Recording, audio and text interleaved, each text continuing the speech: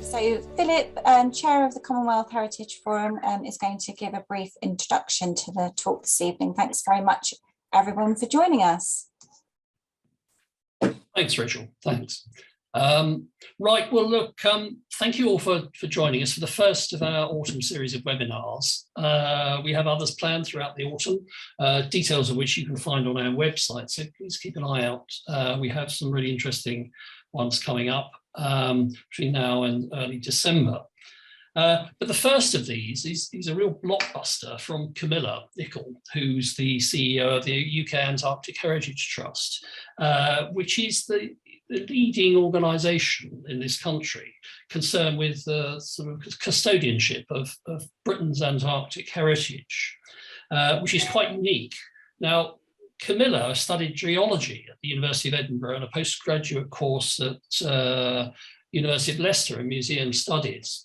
And she's been the CEO of the UK Antarctic Heritage Trust since 2014. So is immensely sort of experienced in all aspects of the Antarctic.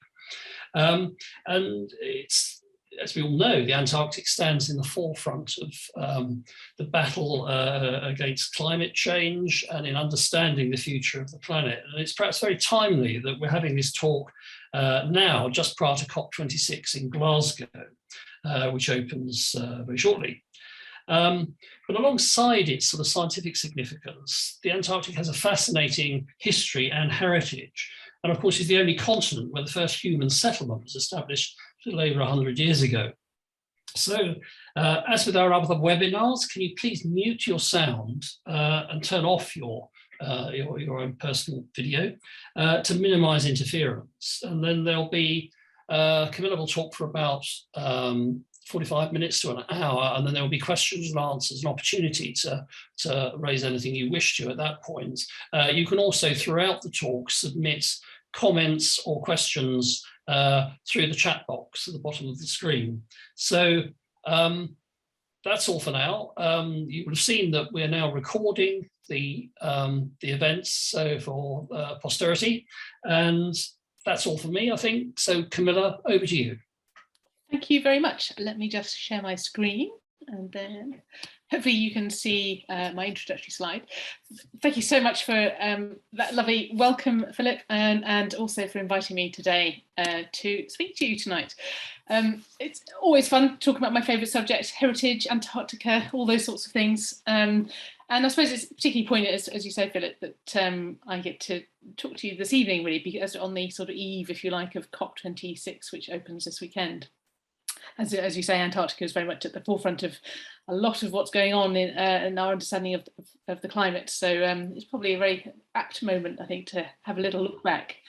So I'm Camilla Nichol, as you say, and I'm the CEO of the UK Antarctic Heritage Trust. And it's an organisation that most people have never heard of, and we look after heritage that most people are pretty baffled actually exists. But it's an incredibly interesting part of the world. It's incredibly rich history and heritage. And I'm going to take you through a little bit of the past and look at the kind of the first 200 years of human endeavour in Antarctica, and a little bit about, of course, about the work that we do in preserving that heritage. So the UK AHT, who are we? So we're a charity, a sort of not-for-profit NGO, if you like, based in Cambridge here in the UK. And we're responsible for heritage properties and buildings some 10,000 miles away from our office in Antarctica on the peninsula, and for sharing the stories that that heritage holds. So I'm going to tell you a bit about our work and some of the challenges we face in terms of managing and looking after heritage so far away, and a bit about that wider historical and political context in which we work.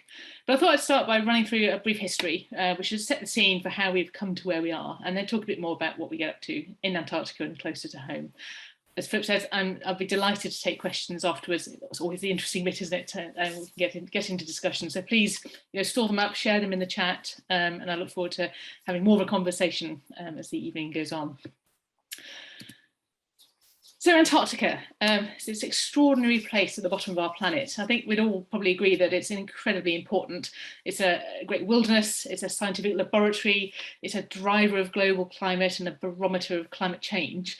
And it's a unique geopolitical entity, but also it is the theatre of some of the most extraordinary human accomplishments during its relatively short human history.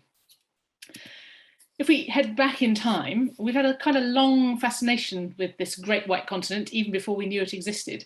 The ancient Greeks reasoned that there must be a land in opposition to the north. The oral traditions of the indigenous populations from South America and New Zealand point to early exploration long before the kind of documented discoveries of Antarctica. So early exploration of the Southern Ocean and Antarctica as far back as the 7th century.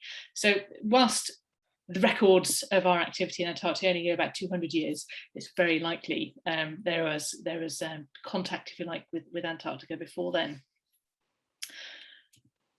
But it wasn't, but the first kind of recorded attempts to explore this part of the world came in the 16th century with Ferdinand Magellan, Francisco de Jose and Francis Drake. And their early navigations around Cape Horn and into the Drake Passage. And there's this great kind of Elizabethan era stories of the Golden Hind and what have you, sort of wrestling and grappling with Cape Horn and often coming to mischief.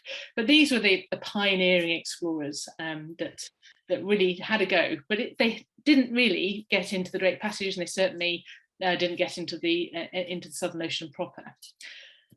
It was Captain Cook, the great Yorkshireman, the great Yorkshire explorer, on his second voyage that documented the first crossing of the Drake Passage. So these fierce, raging waters where the Atlantic, Pacific and Southern Ocean meet around Cape Horn. So it was the 18th century, this is the 1770s, when Captain James Cook, in his very famous second voyage, where he circumnavigated Antarctica. But during that time, he managed to get around it, but the sea ice prevented him from getting close to land. So he never actually sighted land during that voyage. But he was convinced there was land there. He just knew the sea ice, his ship wasn't going to be able to penetrate the sea ice. What he did do, though, however, was he did discover South Georgia, which is a sub-Antarctic island and an incredible place. If you ever get the chance, I would recommend a visit. But he spotted that and he named and claimed it for the king. So this was a remarkable discovery. He wasn't too impressed by it, but it was certainly a moment in the kind of British polar, and particularly Antarctic history. But the other thing he did document, of course, was the spotting of the plentiful seals and whales down in these oceans. And this was going to be highly significant in the years and decades and even centuries to come. So we come forward again into the 19th century, and with a hunger for these natural resources, sailors and sealers particularly were heading farther south. And then we got these three great sightings very early on, very close together. So in 1819, William Smith aboard the Blythe, from Blythe, he first sighted the South Orkney Islands. And in 1820, within 3 days of one another, Thaddeus von Bellinghausen on a Russian expedition and Edward Bransfield on a British expedition first sighted land in Antarctica. Different parts of it, but within 3 days of each other in January 1820. And then the famous American explorer Nathaniel B. Palmer sighted Antarctica further around the continent later that year. So this was a great moment in Antarctic history where the first real records, real documented sightings of land. And thus the great era of exploration of Antarctica began. So once sighted, Antarctica was, the Drake Passage had been conquered. The design of ships was improving all the time. They were being strengthened, and navigators and sailors and sealers of many nationalities were clamoring to get down to those southern oceans to chart, name, land upon, and harvest the natural resources of the Antarctic. So purely commercial activity. And this is where a lot of the names, Weddell Sea, Ross Island, all these names that suddenly appear named after these sailors and navigators. What followed was pretty much a century of exploitation of the biodiversity of Antarctica as the seals and later on whales were hunted to pretty much extinction. Seal fur was a great commodity during the 19th century, and the products from whaling were incredibly in demand through the 19th and 20th centuries. So this was big business. It was a period which has been historically kind of little studied beyond kind of the impact on the biodiversity. But what we're finding is that with greater research now is revealing a little bit more about the people that were involved in these industries, kind of exploding some of the myths of the predominantly white Western sailors and crew in favour of a kind of more nuanced understanding of the origins of many of the people that were involved in these industries, and often times the sometimes indentured nature of their employment, if you can call it that. So these emerging stories of people from Africa and Cape Verde, from South America, are really increasing our understanding of the nature of this period and the people involved, and upon really whose shoulders we stand as we work in Antarctica today. So this era of heavy sealing was incredibly intense and went on for some sort of 10, 15, nearly 20 years. But inevitably it was unsustainable. The sealing was a very heavy, it was a heavy toll on the seals in the Antarctic and the subantarctic islands. And by the 1830s, fur seals were pretty much wiped out in Antarctica and in the Southern Ocean. And by the 1840s, the interest in Antarctica declined as the commercial opportunities too declined. But these navigators that have been going down, they were still charting, they were still navigating, they were naming places, and these maps were slowly being inked in as they charted the coastline and the oceans. And by 1840, Antarctica was declared a continent. So this was another moment in its history, but as yet the interior had not been penetrated. It's purely coastline that people were interested in, and it's obvious why. There seemed to be little interest in getting into the interior at that time, and possibly an awareness there being little in the way of commercial interest, I would have thought. So interest in Antarctica declined for 50 years. There's no more seals, there's no point going. And exploration for exploration's sake wasn't really, the risks were so high in the Antarctic. Attentions were elsewhere in the continent of Africa and other places. But so it wasn't until the 1890s really that interest in Antarctic exploration was renewed, and this was after a lecture by John Murray at the Royal Geographical Society, who essentially said, we must return to the Antarctic and discover it and find out much more about this place for the betterment of knowledge. So he kind of rekindled this, and the RGS was a great driver of exploration, as you might expect in the 19th and early 20th century. And so this really just kind of lit another fire for Antarctica, if you like. Whaling was still going on at this time. It was yet to peak, but this was when the moment of the heroic era of Antarctic exploration was about to begin. So from the 1890s onwards, several nations launched expeditions once again to this area, and as illustrated here, some with more style than others. And this is certainly an expedition I would love to have gone on. I think they seem to have it right. But this time, whilst there was still a commercial thrust in terms of whaling, sealing had gone by this time, but whaling was certainly very much a thing. This was the moment that scientific and geographical discovery became a driver for Antarctic exploration, Antarctic expeditions. And by the turn of the 20th century, we saw the reinvigoration of exploration for its own sake, for the sake of discovery. And the great characters and the epic stories of Amundsen, Scott and Shackleton and their quests for Antarctic firsts are well told, of course. I mean, these are stories that we all grow up hearing, imagery that is sort of imprinted on our minds. But it wasn't just us Northern Europeans. Nobu Shirazi led an attempt on the pole during that same period. At the same time, Scott and Amundsen were doing the same. He changed focus only when he realised that Scott and Amundsen were too far ahead of him.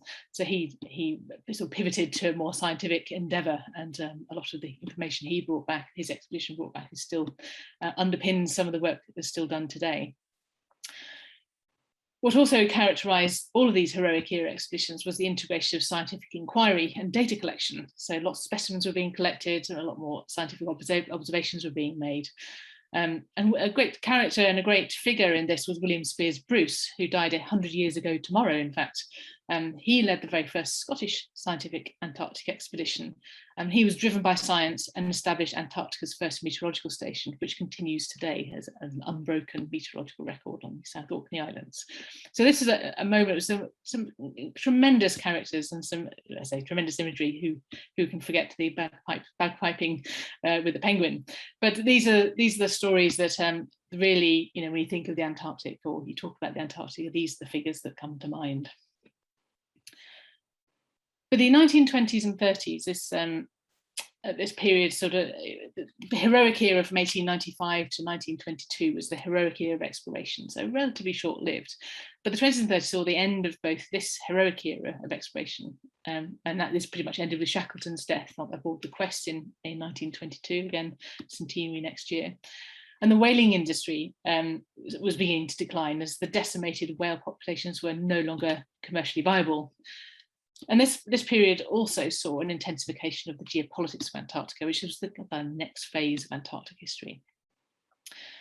In the 1920s, the decline in those whale populations was becoming obvious, and species by species populations were being decimated and no longer, let's say, commercially viable.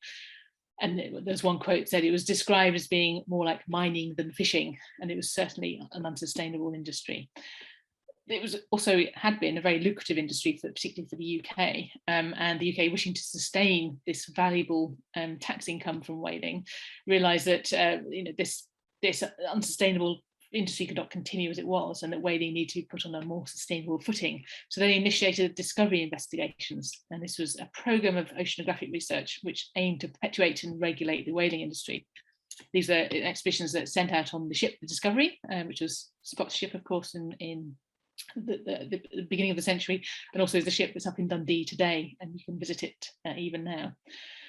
But ultimately, whilst good science was indeed carried out on these investigations and some really incredible data was collected, it was too late for the whales. And by the early 1930s, there were so few whales left that the industry came to a bit of a halt.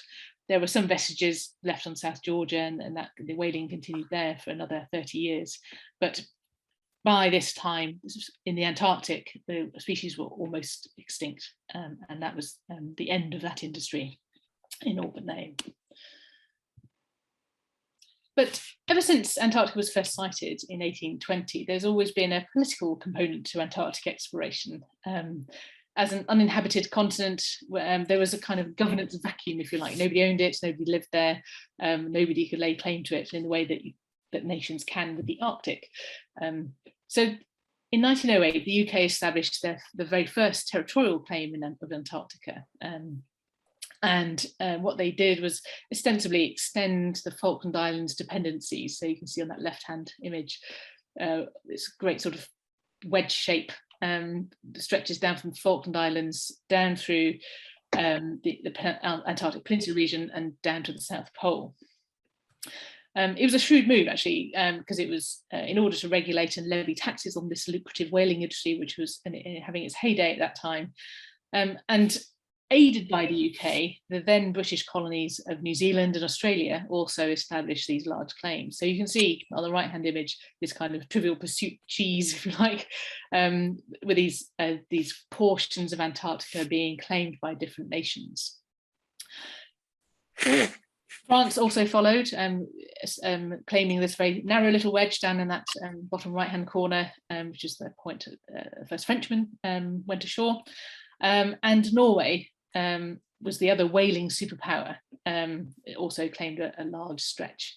But you'll notice two things. One thing you'll notice is there's still an unclaimed portion, and that remains unclaimed to this day. It's an incredibly inaccessible part of Antarctica.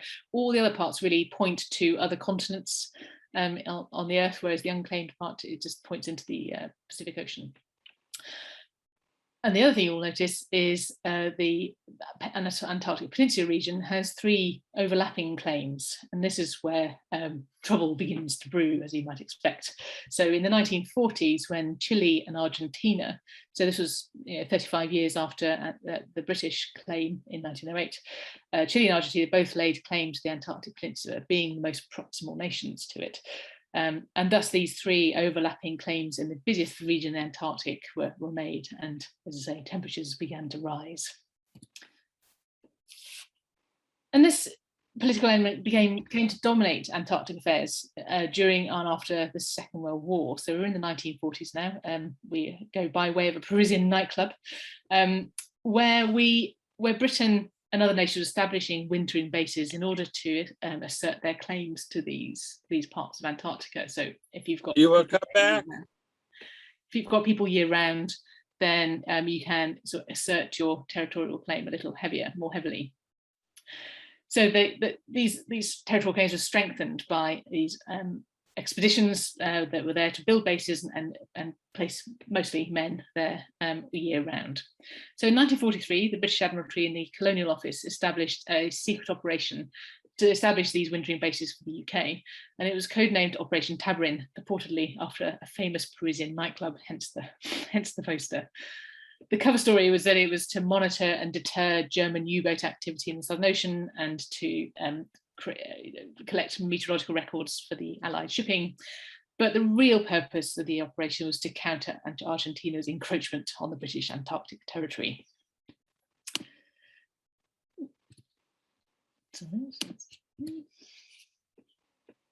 So in 1944, so 43, the expedition left. In 44, in February, 2 permanent bases were established on the Antarctic Peninsula. And by permanent, I mean overwintering.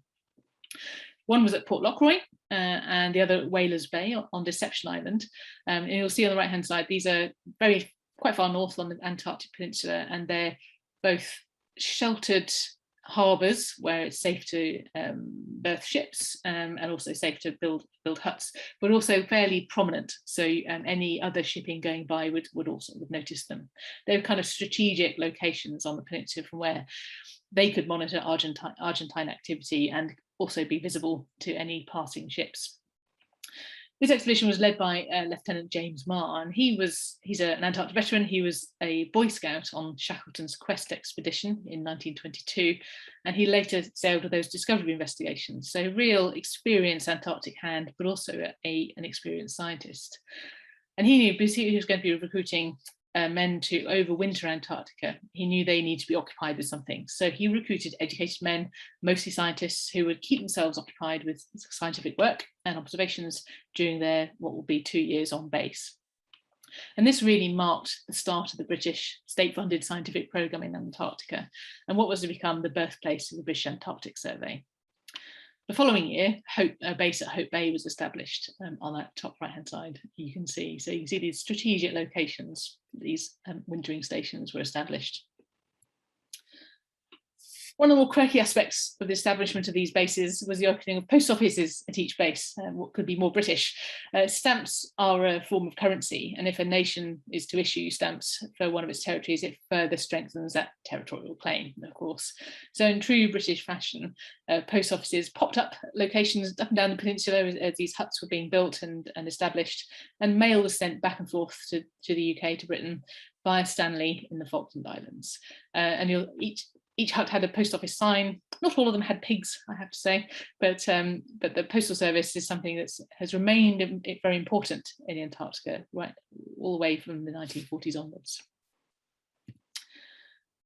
At the end of the war in 45, Operation Tabarin, being a wartime operation, was disbanded, but the Antarctic programme continued as the Falkland Islands Dependencies Survey. So say it was administered from the Falkland Islands from Stanley, and it became a programme that grew significantly over the coming years. So it's a programme which would grow quickly and spread south through the Antarctic Peninsula, and conducting vast programmes of surveying using sled dogs, scientific observations, and capturing these early climate data upon which modern science rests. And during the following 15 years, several more bases were erected until sort of 1958-59, when there were 13 active operational bases and 3 refuges, all simultaneously occupied by the UK. And this was the largest number of operational bases at any one time operated by the UK. And we weren't the only nation doing it, of course. So these were just British bases, but Argentina and Chile and other countries were also doing the same. And by the time the Falkland Islands Dependencies Survey, or FIDS, became the British Antarctic Survey in 1962, more than 19 bases and 3 refuges had been established on the Antarctic Peninsula. Since then, several, the bases were abandoned, and the scientific work became concentrated at the 6 bases which are still operational today by the British Antarctic Survey. But the design and function of these bases kind of evolved markedly over time. The original ones were kind of flat-pack timber buildings. More often they're not actually designed and built by Bolton and Paul of Norwich. And they were Antarctic design, which they modified each year. Flat-packed, put on a ship and sent down to Antarctica, and erected by people that probably weren't carpenters or builders. So they were, this is the kind of the IKEA Antarctic hut, if you like. So anybody could do it.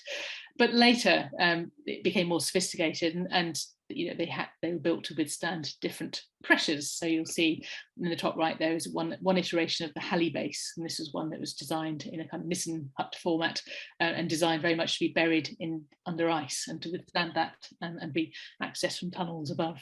So really interesting. There's a whole lecture about the architecture of Antarctic bases, but maybe for another day.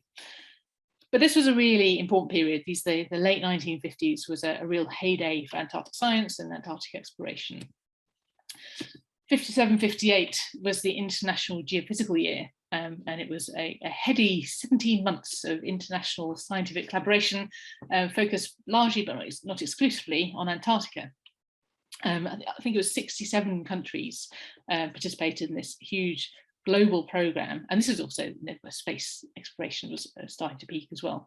And 12 of these nations, which were operating a network of scientific stations in Antarctica, undertake a whole range of scientific studies across Antarctica. And the stations such as Halley Bay, the station at the South Pole, the Russian Vostok station, Scott Base, and several more names that may be familiar to you, are still in use today. And these were established during this time. And these are the flagship Antarctic science stations, if you like. It was a really a period of intense scientific activity with a kind of powerful scientific legacy, if you like. But moreover, it demonstrated an international will and ability to collaborate. These were nations that would be falling out over other things, but when it came to science in Antarctica, there was great collaboration. So they were able to collaborate over science and set aside those territorial conflicts and problems that were starting to come to the fore at this time. And don't forget, this is the peak of the Cold War, as well as sort of that kind of post-war period. So it's a really interesting sort of crucible, if you like, for both science and international collaboration. But in 1959, and after that remarkable period of the scientific collaboration of the International Geophysical Year, those 12 nations that established bases in Antarctica came together and signed the Antarctic Treaty for the first time. And this is a unique piece of legislation in the world, which has held fast for 60 years. It was signed in 59, it came into law in 61, so that's another milestone we're celebrating this year. And it has protected Antarctica from damaging commercial exploitation, from armed conflict and pollution, and has nurtured an international scientific effort ever since 1959. And the results of which we and our futures depend. And so you can see, I don't expect you to be able to see all the detail of this, but just see the red labels just show you kind of the spread of Antarctic scientific stations across the Antarctic continent. There is a great concentration of them, and it's probably, if you zoomed in a bit more, you'd see many stations on the Antarctic Peninsula, but you'll see very much coastal stations on the coast of Antarctica, and a few on the interior, so the sort of talismanic, if you like, Amundsen Scott station at the South Pole, Vostok, which is the coldest place on Earth, and others, sort of Chinese stations, and others being installed in Antarctica. So these national programs, all of which had to be signatories to the Antarctic Treaty, were able to establish scientific bases in Antarctica under their own laws, and they did, and much of it continues to be concentrated on the Antarctic Peninsula, but there is certainly a significant amount of growth of these bases around Antarctica. As you might expect, and the UK is a good example, as the science kind of evolved over the decades, and so too kind of the use of buildings. You saw how some of the buildings evolved, but as they were used, they were also abandoned. as science moved to different places. So if you were, the UK was very busy surveying the Western Antarctic Peninsula, and they built bases as they progressed down and left the other ones abandoned, and left them as refuges. So still with food and equipment inside, so if anybody needed shelter or support, then they were there. And they were left like that for several decades until the 1990s. Now in 1991, the environmental protocol of the Antarctic Treaty was passed, and it is in this legislation where the environmental protections for Antarctica lie. So this is where the removal of any nuclear activity, the prohibition on mineral and oil exploration, and things like that, and the exploitation of living resources, all sit under the environmental protocol and related protocols. Also included in this is provision for the protection of historic sites and monuments, which is where our interests certainly lie, and indeed the management of tourism. So both of which are significant to us at UK AHT. The protocol dictated that abandoned bases needed to be assessed, and if they were usable, they needed to be continued to be used or to be handed over to another party for their use. And actually 2 British stations were indeed handed over to Ukraine and Uruguay, if I remember rightly. If they weren't in a decent condition and not important and nobody wanted to use them, then they needed to be removed entirely. But in some special cases, if a case could be made to the Antarctic Treaty meeting, they could be designated as historic sites and monuments, so HSM is for short. This is the equivalent would be listing, if you like to use a UK analogy. And it's probably worth noting at this point that Antarctica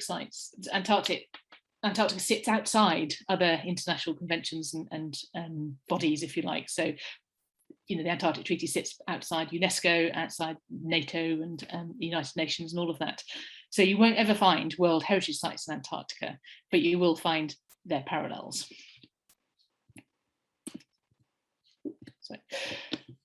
So currently, in the 1990s, these surveys were indeed done. A number of bases were removed, a number of bases were handed over to other parties, and some of them, 7 British ones on the Antarctic Peninsula, were designated as HSMs. There are presently 94 HSMs in Antarctica of all different nations, 6 of which are our responsibility at UK AHT. And these 6 sites span the Antarctic Peninsula, and each tells a fascinating story in its own right, but together they tell a story of British science and exploration in Antarctica since 1944.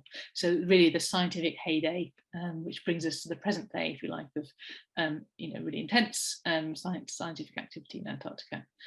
So from that early history and the foundations of the formal science programme at Base A at Port Lockroy in 1944, through the epic sledging journeys of the bases at Y and W, the shared American and UK history on Stonington Island at Base E, and the long history at Wordie House, which goes back even farther than 44, Wordie House, to the much more up to date with the age of flight in Antarctica at Damoid Hut, which is a small transit station for Antarctic flying. So they tell a story of the evolution of operations and logistics in Antarctica, but also the scientific endeavours, but also crucially the human stories. So these huts are all designated through the 1990s as historic sites and monuments, and therefore the UK needed to take responsibility for these huts. These are modest wooden huts, as I say. Some of them were designed and built by Bolton and Paul and then put together by non-carpenters, and they were never designed to last beyond their useful life. So 70 odd years later, having had 70 odd years in pretty much the harshest environment on Earth, they present quite a challenge for their ongoing care, and some of them were in pretty terrible state. This was Port Lockroy in '96, when a work party from the British Antarctic Survey arrived to fix it up and to restore it. And this was in '96, and then when they finished, this is how it turned out. So restored back to its 1950s glory. And this is really where we come in really as the Antarctic Heritage Trust. We're an organisation here to tell stories. We're here to look after this heritage in Antarctica, And we were, established in 1993 with ambitions to secure that legacy of past human endeavour in Antarctica for future generations. And over the last 30 years, our birthday in a couple of years, we've achieved a great deal. In the early days, before we were even given responsibility for huts in Antarctica, we were focused on supporting the efforts to save the explorers' huts in the Ross Sea. So these were the huts of Scott and Shackleton. The one pictured there is Shackleton's hut at Cape Royds. And we fundraised £3.5 million to enable the New Zealand Antarctic Heritage Trust, so our sister charity in New Zealand, to preserve and conserve those huts. And I had the huge privilege to visit those in firsthand and the fruits of their labours, if you like, for myself shortly after taking up this role in 2014. And it was very much an experience, I'll never forget, but one which I think kind of stiffened my resolve really for the huts in my care and the care of UKHT, and cemented a partnership between our two organisations, so where we can share our learning, we can share our experiences, and contribute to kind of the positive care of heritage in Antarctica. Port Lockroy itself is our kind of flagship site, if you like. It's the one that's been restored. It's one of the most visited sites in Antarctica today. And the main hut itself, Brownfield House, the one with the red paint, is maintained and presented as a living museum on the Antarctic Peninsula. It's got curated displays in room settings which tell the story of the base in its heyday in the 1950s. And there are artifacts and ephemera which tell the story of life and the science and the men, mostly men, and animals which occupied the base. So for us, UKHT being able to share these human stories of Antarctica to visitors adds an often unexpected dimension to many visitors' experiences in Antarctica, I think. Visitors come to Antarctica for the amazing landscape, the incredible wildlife, and the remote nature of Antarctica, and the opportunity to visit the seventh continent. But then, you might land at a site abandoned since the 1960s, which makes the real kind of the experiences of those pioneers, explorers, and scientists, and sort of brings home to you their lives and their work and their experience through the places and things they left behind. And I think it's good to remember that this is the cradle of climate science upon which modern science rests. And I think it's good to be reminded of these very modest beginnings. So in terms of our own operations, we send a team each season to live at work at Port Lockroy. It's a very demanding role with lots of different things to do. They take care of the site. They welcome up to 18,000 visitors each year to the museum and to the penguin colony. They run the post office and process some like 70 to 80,000 items of mail, and hand cancel them, and they maintain the huts. Painting windows and that sort of thing to keep the buildings in good condition. Another important aspect of life at Port Lockroy is collecting data for a long-term study of the penguin colony on the island. The Port Lockroy team share the island with around 500 or 600 breeding pairs of Gen 2 penguins. They're distinctive red beaks and red feet, and then white flash on the tops of their heads. And our team will gather data on their breeding activities. They'll be counting pairs and nests and eggs and chicks and all that sort of thing. And this feeds into a unique study with the British Antarctic Survey on the colony, which has been in progress for more than 20 years now. And it offers a unique insight into the changes in the success of colonies in a changing environment, but particularly at Lockroy with they're sharing the island with people and visitors. So we can monitor the impact of human activity on breeding success of these very successful penguins in the Antarctic. But managing heritage in this incredibly harsh climate presents particular challenges, as you might expect.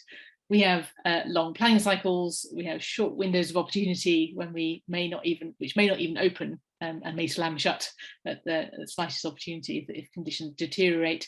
Sometimes you can land on the island where the hut is, and sometimes the ice will prevent you from doing so, a bit like Captain Cook in the 1770s. We have problems accessing the building. See the bottom left there, that your arrival at Port Lockroy may necessitate you digging the building out before you can even get in. And the weather just doesn't relent, and the snow just wants to get inside and destroy everything. And there's really just the length of time it takes to do things. So where in the UK you might be labeling up some objects with a little bit of, paraloid varnish. You'd wait for that for a few minutes to dry, then you write on it, then you another layer of varnish on top. Well, in the Antarctic, that first layer of varnish will take a day to dry. So you'd be writing that number tomorrow, and then you'd be varnishing on top of that number the day after. So it's you have to factor in all these sorts of things when you're thinking about heritage and planning your conservation work, your conservation field season in Antarctica. And then other things that that may be familiar to others who are managing sites, the kind of mid-20th century era, health and safety. Not only are you battling with a dangerous environment with very high winds and very slippery surfaces and no doctors around and that sort of thing, and all those very human problems, you've also got materials and items on site that are also wanting to do you harm. So things like asbestos in fire protection equipment, for example. You've got lead-based paint, of course, which you need to test and be aware of and mitigate the effects of. And even some of the artifacts are dangerous. Some of them have radium and radioactive materials in them. So it's being alert and alive to these things and managing those carefully. And saying you can't just pop it in the safe. You've got to plan how you might get your radioactive compass home. It's not an easy thing to do. So there are particular challenges, many of which echo problems that we have here looking after heritage in the UK and other more temperate climates, but they're they're exacerbated and more complex when you're putting them so far away in such a remote environment. So Port Lockroy is a site which we has been restored back to its 1950s heyday, but the other sites in our care are managed slightly differently. They're maintained and conserved as found, and maintaining them is focused on keeping them weathertight and discouraging further deterioration and dilapidation. But in reality, our work is to stabilise the structures, to weatherproof them as much as we can, to keep the interiors dry as possible, and conserve and monitor the artefacts inside, in an ongoing programme of maintenance and conservation. And this is a very long-term programme. We can't go down there and spend 2 years, working on it. It's short windows. It's 6 to 12 weeks at a time. And we might go back again next year. And then it also factoring in how you visit each site. So we have 6 sites in our care, and it's how we manage those. So we have a team based at Port Lockroy who will be there the whole season, November to March, and then we'll have a conservation team who may focus on one site in a particular season. With this sort of work in a temperate climate, managing and monitoring and maintaining historic sites is challenging enough. It's complicated, it's time consuming, it's resource intensive, and it requires a lot of compromise and expertise and good judgment. And doing this in Antarctica is all of those things, but on steroids. I mean, it is ridiculous sometimes the way you have to think about these things. But it's work which is, incredibly rewarding. It is remarkable what we are able to do, and it is remarkable how these huts, which, as I say, are timber buildings, not really designed to live beyond 5 to 10 years, are still standing 70 years later. They're still in good condition, and it means that we can keep alive those stories and what these sites represent for people who may never get to visit. So the work that we do, this work in Antarctica, which most people will never see, is the foundation of a more public-facing programme of activity that we do here closer to home. We're aware that most people will never see this heritage for themselves. We're a very privileged few. So we have to find ways to bring it closer to home and bring it alive. So we have, our public programme, Antarctica Insight, which was conceived last year, actually, to mark the bicentenary of the first recorded sighting of Antarctica in 1820. But it has evolved to be, at the moment, of course, a largely digital programme of events and content and activities to explore Antarctica and to bring Antarctica home, bring it close to people. And it's really designed to, to allow people to explore Antarctica, to ask questions, to explore what Antarctica means and why it matters, and how the past informs the present and what the future might be. And we've been privileged to be able to connect with scientists and explorers and historians and artists and writers and conservationists to just consider why Antarctica is so important, but also to connect with schools and community groups and other groups to explore together what Antarctica means to each of us, really. And I suppose this is the overarching purpose. is to inspire people to engage with Antarctica through these incredible stories, all these human stories of endeavour and peril and triumph, but also to promote that Antarctica's importance and its impact and the necessity that there is for all of us to engage with these big questions of our time. We've got COP coming up this week, really important questions being discussed there, and by all of us. And I see our role in providing a bit of a long view as a context to that. We can offer a longer view on those first 2 centuries of human endeavour in Antarctica, and those 2 centuries which kind of encapsulate possibly the best and the worst of what we're capable of as a human species. And what we want to do is engage people with that science, with the science that, the extraordinary things these people have got up to, both in Antarctica and in support back closer to home, and the origins of that science upon which we all depend today. And today, I think it couldn't be more relevant, could it? As say, with COP starting on Sunday, Antarctica is very much, on our lips. So just looking ahead a little bit, we're all emerging from what has been an extraordinary 18 months. And, like many charities, we've been, impacted as many others have been. And we hope, we navigate our way through the impact of the pandemic and get ourselves back on our financial feet. And we look ahead to, returning to Antarctica this year. We weren't able to last year properly. We're sending a team down this season. We want to resume our conservation work at least to a small degree this year. And of course, pick up the penguin study and perhaps even welcome a few visitors if they manage to get down there. We've got a new project underway at the moment, where we've been using LiDAR and photogrammetry techniques to capture the huts, so we can turn these into 3D models, both for conservation purposes. We can use these to measure and survey the buildings, measure up for timber and what have you, but also create virtual experiences. So we have a project with Anglia Ruskin University at the moment where we're looking at how we can bring these huts to people's homes. So that should be pretty exciting. And then we have other sort of digital content coming up. So Antarctica Insight continues. So lots of new digital content, including films, which will be exploring hidden Antarctic stories. Some of the big names in Antarctica, like Ranulph Fiennes and Felicity Aston, have contributed to films and podcasts and things recently.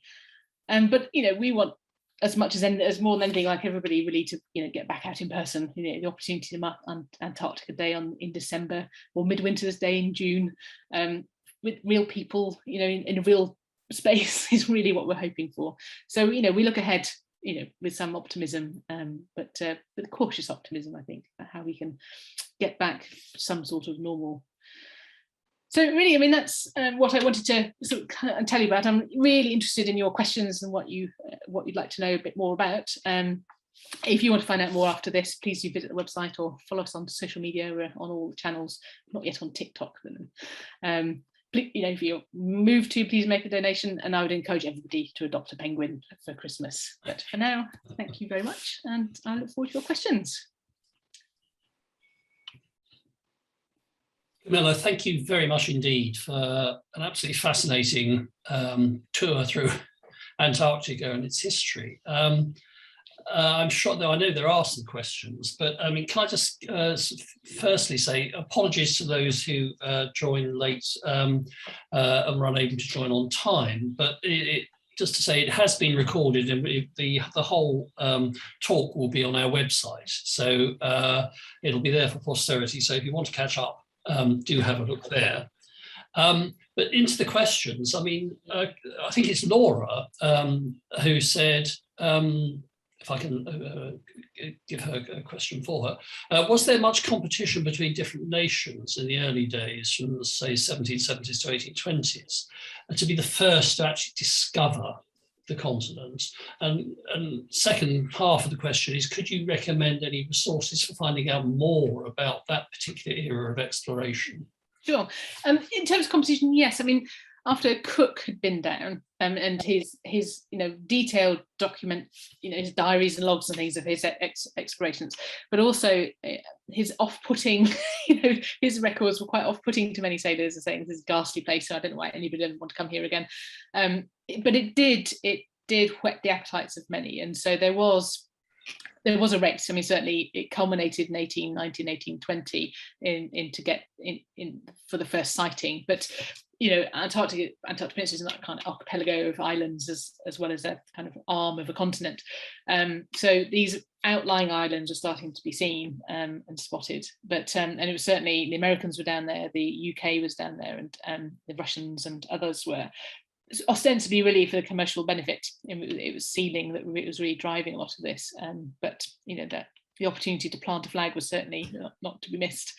But as I say, Cook did both whet appetites but also put a lot of people off about saying how difficult and how trying the circumstances down there are.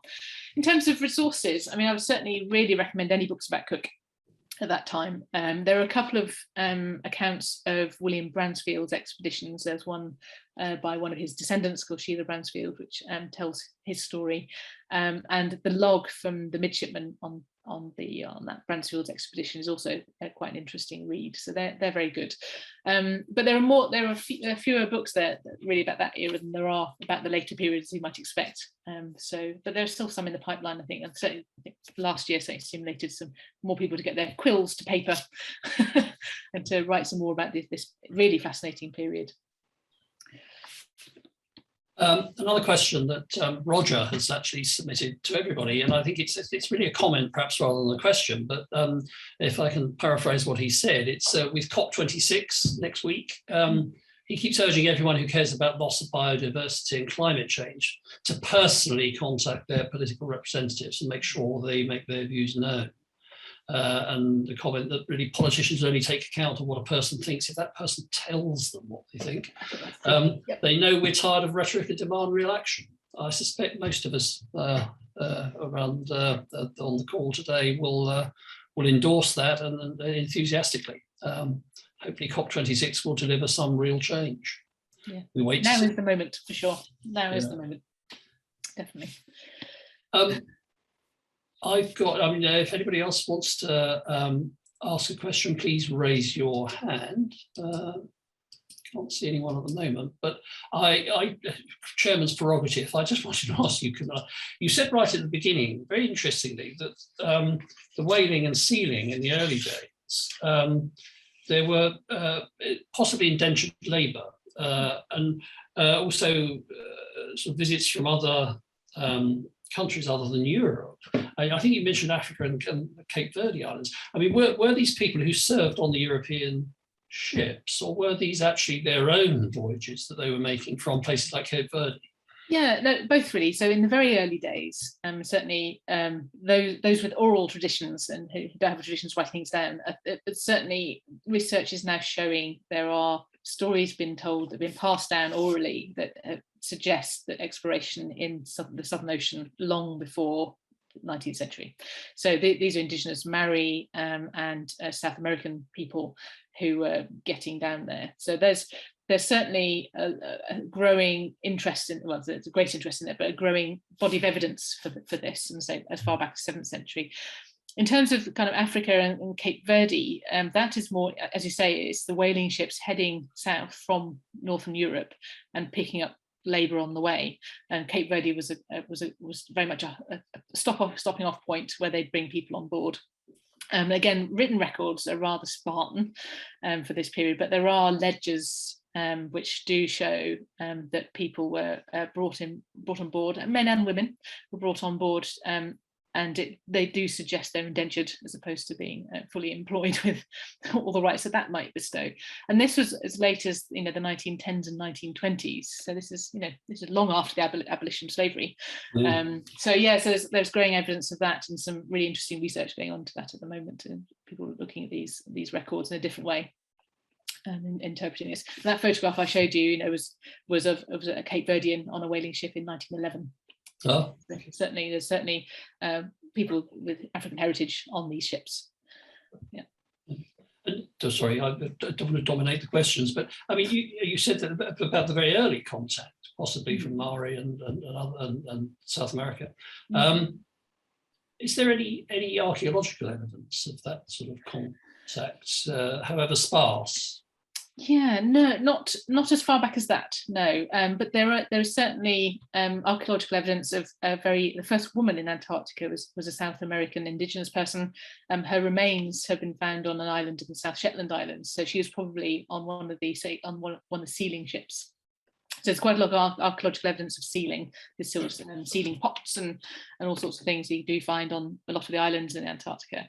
And so the remains of a woman in her 30s, if I remember rightly, who obviously was part of a sealing expedition and obviously sadly perished whilst she was there. So that's the earliest record of a woman in Antarctica, and this was in the 19th century. Philip, Francis has got his hand up. Yeah, Francis. Thank you. Yes, a lot has been written about the intention to maintain a completely pristine environment in Antarctica. So I wondered whether in the restoration works you're doing, what cares and attempts are making to reverse any previous use of toxic materials, and of course to avoid using them now in the works you're currently doing. How are you setting about that? Yeah, no, a very, very important part of our work, as you might expect. So, it's an incredibly controlled environment in which to work is the Antarctic. So in everything you do with waste is monitored and measured and very carefully managed. But yes, I mean, but those rules were not there prior to 1959. So the use of coal and oil and things like that, the vestiges of that are still there. And so we've done a lot of work over the years, the Bush Antarctic Survey and us, in cleaning that sort of thing up.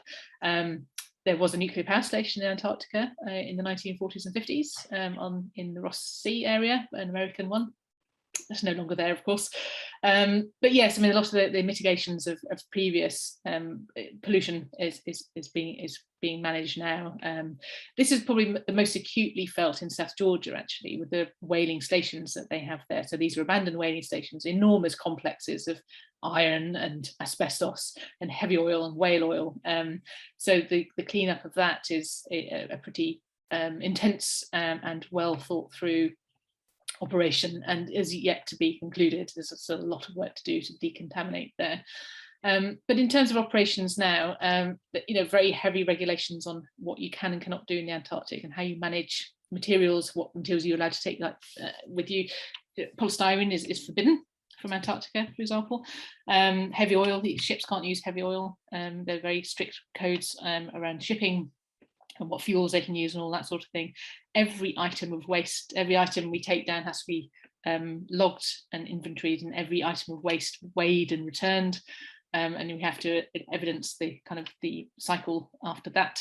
And it's kind of baffling in some ways. We go to great lengths thinking about our own footprint and the management of waste, and yet we're seeing evidence of the waste we're producing here in the Northern Hemisphere that's now emerging as microplastics in the environment in Antarctica. So there's our own waste to clear up, and then the waste that we're producing from other parts of the world also needs cleared up.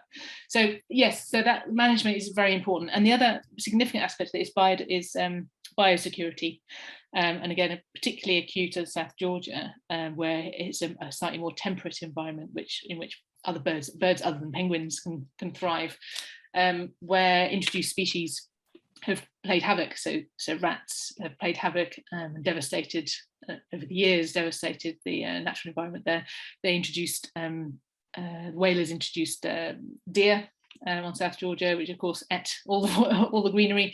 There's been a huge program over the last few years to remove all the rats and to remove all the deer, and now they're trying to remove the invasive plant species to regenerate the environment there. So it's more acute there just because it's slightly more temperate, and bugs that we might carry on our clothing and things may thrive there. The Antarctic is cold enough that most things won't, but we have to still be vigilant. So you have to check your Velcro, and hoover your Velcro before you go ashore, all that sort of thing, and be very careful. But oddly, but prior to the Antarctic Treaty, and certainly prior to the environmental protocol, I mean, people were taking soil down from Stanley and trying to grow tomatoes and that sort of thing. There's great stories of tomato growing, daffodil growing, in imported soil. So, I think balancing these stories and telling these stories to make a good contemporary point is a great opportunity. But no, environmental management is very, very big on the agenda. It's alongside health and safety. We've had three more questions come in. Alan Gray just asked, how much damage did the to the buildings do the penguins actually cause? Are they little vandals? Penguins are pretty messy, I've got to be honest. The way we look at it is it's their island and we live amongst them. They're not amongst us. They don't actually damage the buildings terribly much. They'll build their nests in areas that they always build their nests. We have to be very mindful of their highways. So they always travel up and down the same penguin highways. So we have to work around them. We have closed sections of the island as well, so where nobody can go, where these are control colonies, where nobody can interfere with them.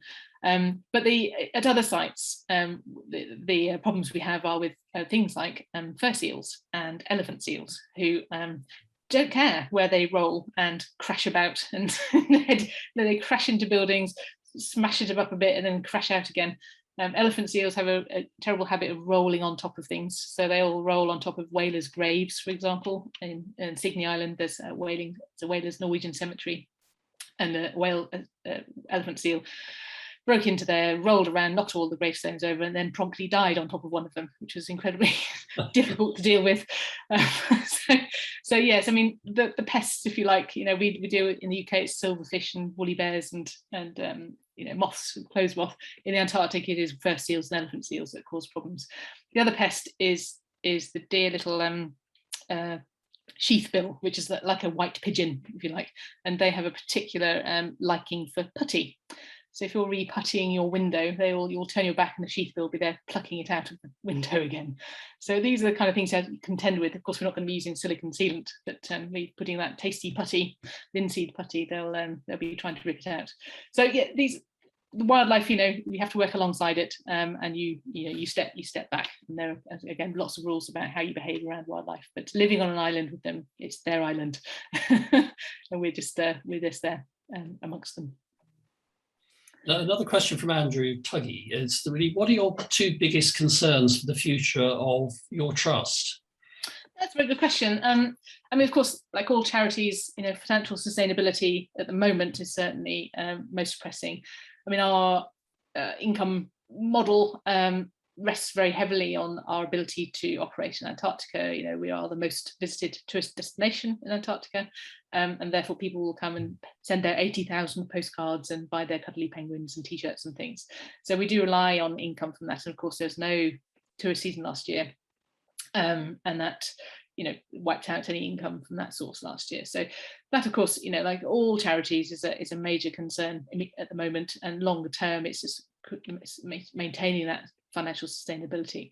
But I think for us particularly, and I was, earlier today I was at an online conference about climate and heritage, and this is a key issue. Thinking about the Antarctic Peninsula is the fastest warming place on the planet, and that's going to have and is having significant impacts down on that peninsula, not only on the environment and the wildlife and the ice and all of that, but even on the buildings. We're recording temperatures that we've never seen in Antarctica before. The last season we were operating, we had a 20 degrees C plus 20 degrees C day in Port Lockroy. It was 5 degrees or something near zero here the same day, and 20 degrees C in Antarctica is astonishing, and there's going to be much more of that. And you think about timber buildings in a very vastly fluctuating environment, and you can imagine what that's doing to the timbers. And then you've got the harsh winters where you've got it's becoming wetter as opposed to drier. The Antarctic Peninsula is getting wetter and wetter as it gets warmer and warmer. So these are going to put pressures on the heritage buildings in a significant way.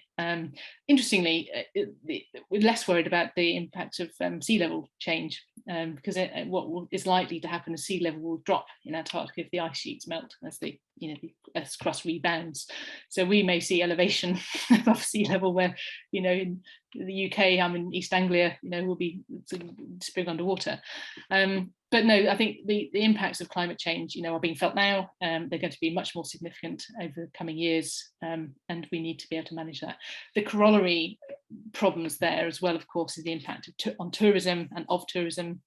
Any changes in legislation and how things like that are managed, and our ability to access these places. These are all, significant factors. But I'd say, changing environment and climate and financial sustainability are the two two biggest concerns that we wrestle with at the UKHT. If you can bear with us, there's one final question, and that's from Clive Harridge, actually, and it's a sort of UK focus, really. Does the Trust have any responsibility for the Antarctic artefacts, like, for instance, Shackleton's boat at Dulwich College? Yeah, sure. I mean, we don't own any of them. All the artefacts that we own and look after, they're actually owned by British Antarctic Survey and their parent body. So those are all in the Antarctic, so we don't maintain a collection here. But what we have done and do is we are involved in all aspects of Antarctic heritage. So, for example, we're involved in making a case for Eric Marshall's sledge and sledging flag from one of Shackleton's expeditions that was sold at auction, and an export ban was put on it. So protecting things like that and assisting in the cases to preserve those for the nation is important. We've given grants before now for conservation for the Polar Museum in Cambridge and the Maritime Museum and others around the UK. So we're very involved in the Antarctic heritage sector, if you like. So there's lots of museums of Antarctic heritage in there. We like to signpost to them. There's the Discovery at Dundee, and there's the Gilbert White's house down in Hampshire. It's got the Captain Oates collection, all sorts of Antarctic heritage around, and we'll be a hub and a signpost for those. We'll gladly do so, and we will collaborate really effectively with those. Shackleton's boat at Dulwich College is something we've had a keen interest in, and we've helped over the years with its conservation and maintenance, but direct responsibility, and we don't have in the UK, but through collaboration we're very interested and will always fight the cause for such heritage. Well, look, Camilla, that was one of the best webinars we've had so far. An absolutely fascinating subject. Really is heritage at the extremes, and the sort of challenges that raises, from the practical to the sort of simple access to the sites. It's difficult to do a sort of round of applause, but we can do it virtually. So if you can sort of go to your reactions. And give a virtual round of applause. Thank you so much for that. I'm sure there'd be lively interest in the recorded version on our website. And perhaps a plug for for your trust alongside the forum. Do, if you're interested in this subject, do join the UK Antarctic Heritage Trust.